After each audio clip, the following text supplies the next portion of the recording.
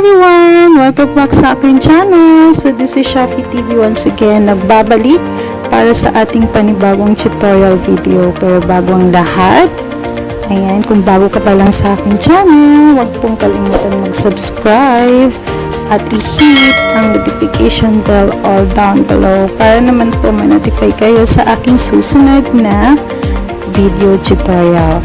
Anyways, hindi lang po video tutorial ang meron sa aking channel. I'll be doing a skin review din po, and obviously ang ating video tutorial for today is all about how to change Wi-Fi password sa ating PLDT home Wi-Fi prepaid. So make it sure guys na nakakonect po ang ating cellphones, ang ating connection sa mismong PLDT Wi-Fi natin. And then, para naman magawa natin ng ating change password. So, ang gagawin nyo lang is pupunta kayo kay Google. And then, ayun, type nyo lang yung 192.168.1.1. Ayun. So, as you can see, yan po yung makikita nyo sa screen.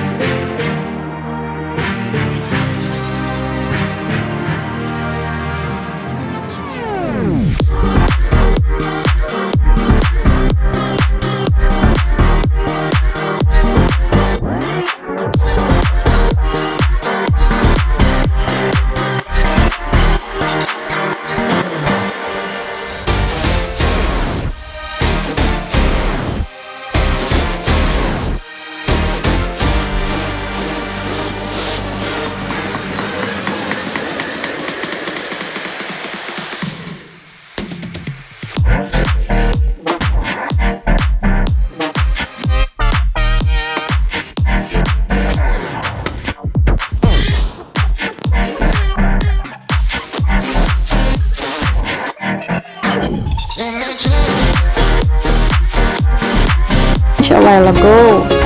Ayan. So, ang kinaganda dito, ayan, i-enable nyo lang guys. Ayan, para naman hindi visible yung wifi nyo to the other unknown people. Hindi naman sa pinagdadamot mo yung wifi mo. If somebody asks for it, and if they need it, that's the time you can just give your password.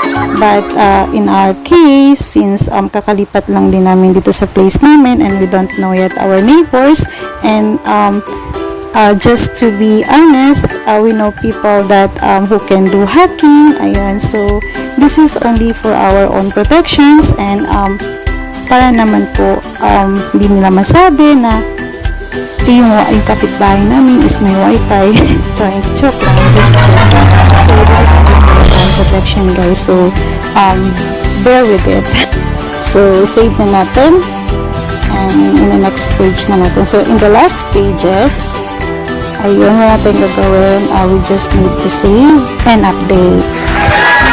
Ayun lang po simply guys. So I hope you learned something, ayun, in this small knowledge hotline. Sana nakatulong ako and you have your idea if ever you wanted to change your password again, because in my side, this is my second time changing our Wi-Fi password connection. So, ayan, automatically nagla-log out po yan. So, let's check.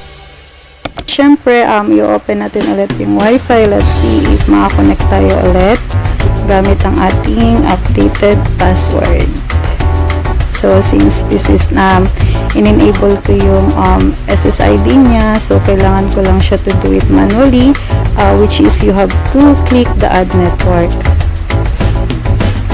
Add network ka lang dyan, and then put the name. Ayan, change ko din yung name ng Wi-Fi password namin. Instead of PLDT home, pinalitan ko siya ng family name namin. And then, none lang yung security niya. Ayan, para naman is hindi mahirapan yung mga siblings ko na maliliit pa. Ayun. So, ayan, sign in to that Wi-Fi. Ayan. And I have to put my new updated password. Ayan. And then, connect. So, ganun lang kasimple, guys. So, we're all set. So, thank you for watching. And I hope you guys enjoyed. And please, once again, if you are not yet subscribed to my channel, please subscribe now and to show support. And if you like this video, don't forget to hit the like button. And then, kalimbangin nyo na lang din, guys, para naman po is update tayo.